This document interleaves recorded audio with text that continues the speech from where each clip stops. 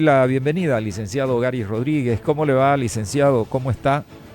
Eh, Uno se preocupa cada vez más cuando habla el presidente y cuando habla el ministro de Economía, que parece que no se dan cuenta de la situación que está viviendo el país.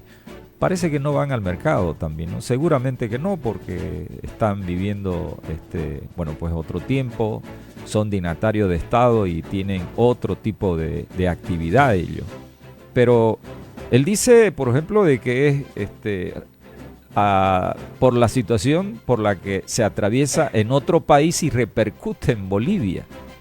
El presidente acaba de decir el día de ayer de que el único problema que tiene el país es la falta de dólares, pero que la economía de nuestro país, de Bolivia, es no como la dicen otros.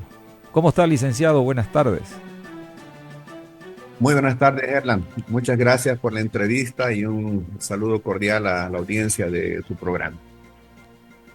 Bueno, le estaba contando, por ejemplo, que el ministro de Economía Montenegro dice que Bolivia no es una isla y reporta una inflación importada. ¿Cómo es eso?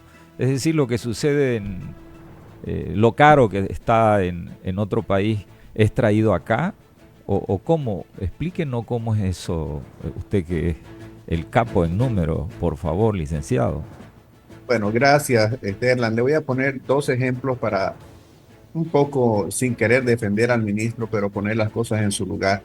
Efectivamente, hay inflación en el mundo, ¿no? En Bolivia la inflación es tremendamente baja, pero en la inflación en el mundo, en Estados Unidos está más de 5%, ni qué decir en un país vecino como la Argentina. Y le voy a poner el ejemplo de la Argentina. Eh, si no me equivoco, la inflación en lo que iba de los 4 o 5 primeros meses estaba por encima del 60% la acumulada, pero la anualizada estaba a más de 200%. En ese país ha habido una devaluación del 100%. O sea, el dólar blue que estaba en 400 se fue, perdón, el dólar oficial que estaba en 400 se fue a 800. Inicialmente el blue cayó de 1100 y algo hasta 1000 y otra vez ahora se ha disparado por encima de 1200, un récord histórico. Como nosotros estamos relacionados a través del comercio con la Argentina, lo que pase allá va a repercutir aquí. Y le voy a poner estos dos ejemplos. El contrabando que antes llegaba en grandes cantidades desde la Argentina hacia Bolivia se ha revertido. Ahora hay productos bolivianos que están saliendo a la Argentina porque allá ha subido su precio. Este es el primer ejemplo de que la inflación internacional, en este caso de la Argentina, nos beneficia en el sentido de que disminuyó el contrabando de productos argentinos porque se han encarecido y eso le da un poco de oxígeno, le da un poco de aire, le da un poco de mayor espacio a la producción nacional en nuestro mercado interno.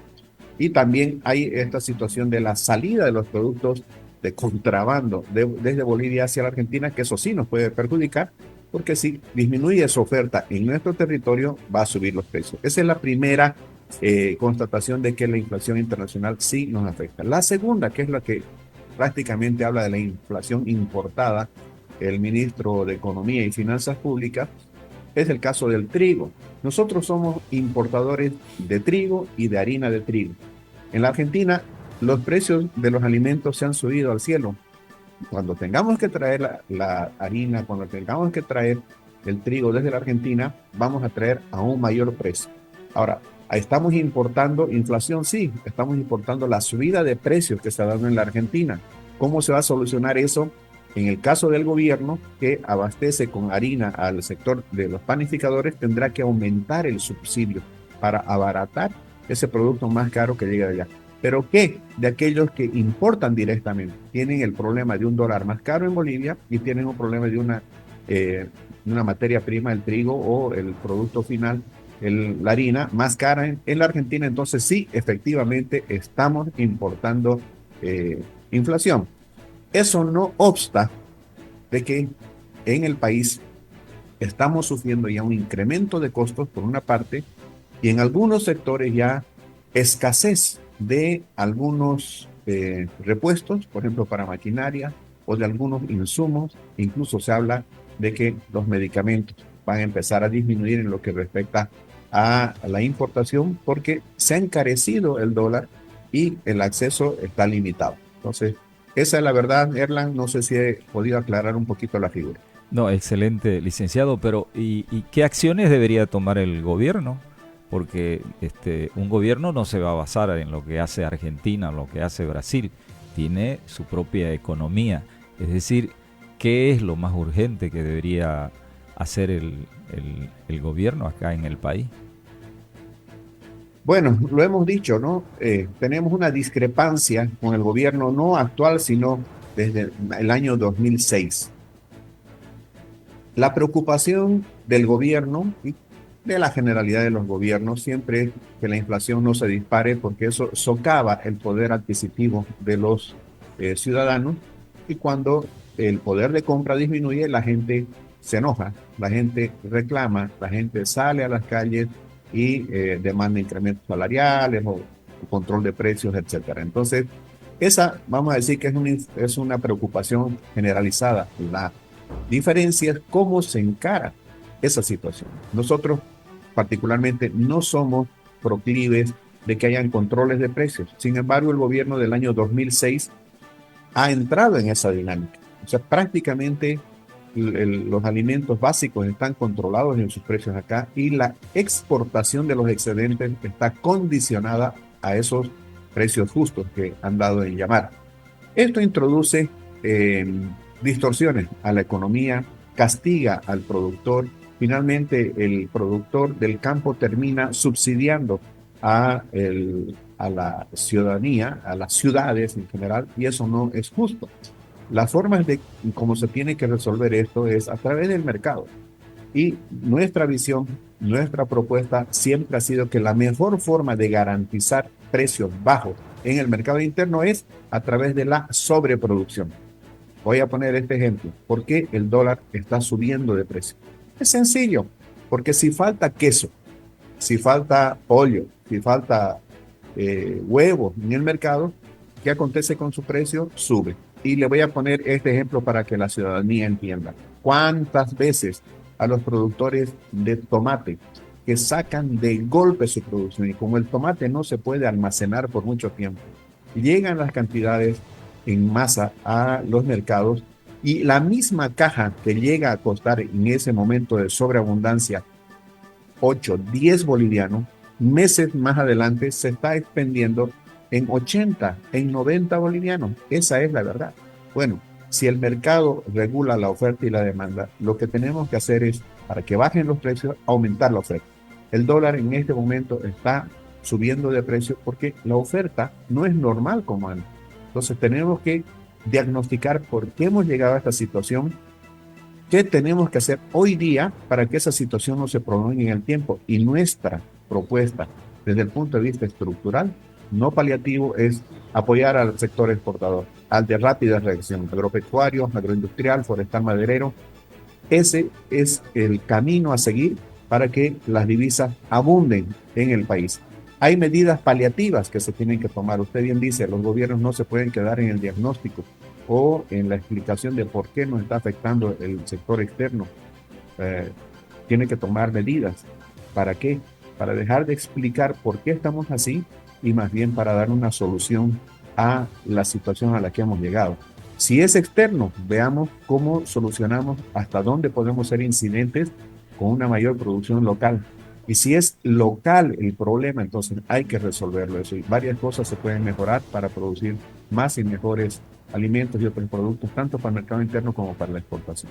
¿Es bueno o es malo que el gobierno le hable con mucha sinceridad sobre la economía que vive nuestro país? Y si es malo, pues bueno, tendría que tomar acciones, pero no se ve que las toma. Y si es bueno, ¿por qué no le dice de una vez cómo estamos? Yo me recuerdo muy bien, ¿se acuerda? Víctor Paz Estenssoro, cuando le habló al país y cobró la atención de todo el mundo porque la economía que teníamos en ese tiempo era desastrosa. Habló del Bolivia se nos muere. Y no sé si fue sincero porque después hubieron críticas, pero bueno, al país se necesita que se le hable así, es decir, un gobierno que le diga, sabe que estamos bien mal Y para eso no solamente somos nosotros, sino también el pueblo tiene que tener tomar alguna acción. ¿Usted cree que debería ser así? Mire, en relación a su comentario, Erland, el doctor Víctor Paz Estensoro hizo en el año 1985 la antítesis de lo que hizo en 1952. Allá se inició un modelo estatista, un modelo de intervención del mercado, de controles de precios, etcétera, pero después de muchos años se vio que eso no funcionaba y hemos tenido que llegar en el año 1983, 84 hasta el 85 una hiperinflación, se dice la octava hiperinflación más profunda, más dolorosa y más costosa de la historia de la humanidad en tiempos de guerra, para que este hombre del cual se dice que es estadista, ¿no es cierto? Porque actuó con la responsabilidad de un mandatario de Estado, no como un gobernante que mide el voto, que mide la popularidad, y él le dice al país que Bolivia se nos muere. Bueno, en realidad los países no se mueren. Los que se mueren de hambre, de pobreza, de mala salud, son los pobladores, son los ciudadanos. El mensaje que le estaba diciendo en ese entonces, hemos llegado a tocar fondo. Estamos con una hiperinflación, se ha descontrolado absolutamente todo y tenemos que tomar medidas drásticas. Ese fue el mensaje, pero ese mensaje solo se lo pudo dar a una población que estaba sufriendo lo indecible. Recuérdese que el dólar ahí subía cada hora. Sí, Las es finanzas verdad. públicas estaban descontroladas, muchísimas empresas habían cerrado, en fin, la economía estaba en su peor momento. Entonces, ese mensaje definitivamente fue duro, anticipó lo que fue la relocalización de 30.000 mineros, porque obviamente las empresas del Estado no estaban produciendo bien, estaban siendo subvencionadas, se liberaron los precios, etcétera. Una economía de mercado, a diferencia de la anterior, la de la UDP y la COP en su cogobierno, ¿no es cierto?, con gobiernos de izquierda, que lamentablemente lo hicieron tan mal que llevaron a esa situación al país. Ahora, ¿es bueno que un gobierno se sincere con la población? Por supuesto. Políticamente no es lo mejor, claro que no, pero la gente se da cuenta de la situación que está pasando. Yo creo que hay que saber tomar decisiones a tiempo, porque Erland, convengamos lo siguiente, lo que hoy día estamos viviendo es la consecuencia de las decisiones pasadas, es la consecuencia de las malas decisiones que se tomaron o las buenas decisiones que no se tomaron, las cosas que se hicieron mal, pero a destiempo, o perdón, bien a destiempo, o las cosas que se hicieron mal desde siempre y que fueron criticadas. Entonces, hoy día tenemos que tomar buenas decisiones para que mañana nos vaya mejor. Y todavía no estamos nosotros en una situación, obviamente, de lejos, no estamos en la situación de los años 80, pero no se puede negar que hay situaciones álgidas. La escasez del dólar es una de ellas. Mañana sale, Dios mediante, una columna mía al periódico El Deber, donde estoy titulando desde la entrada ya, el sector exportador nunca fue el problema, más bien la solución, que es lo que venimos predicando desde hace mucho tiempo atrás. Así como en su momento predicamos a favor de los biocombustibles, como seguimos abogando por la biotecnología, por la conquista de mercados externos, por la seguridad jurídica para la inversión, por la libre exportación, porque haya una agenda público-privada, pero sincera, transparente, en base a la confianza. Pues, o sea, no hay otra solución que hacerlo juntos, sector público y sector privado. Y hoy más urgente que antes. Bueno, esa falta de dólares está haciendo lo que ocurrió con un librecambista. Mire, los avivados o los vivos de siempre, ahora que han aparecido más, se están aprovechando de esta situación. Licenciado Gary Rodríguez, le agradezco mucho. Siempre es bueno convocarlo a usted para que nos oriente un poco en torno a esta difícil situación por la que atraviesa Bolivia y una economía que cada vez está para menos. Y eso es muy, pero muy preocupante. Gracias, querido licenciado. Un abrazo.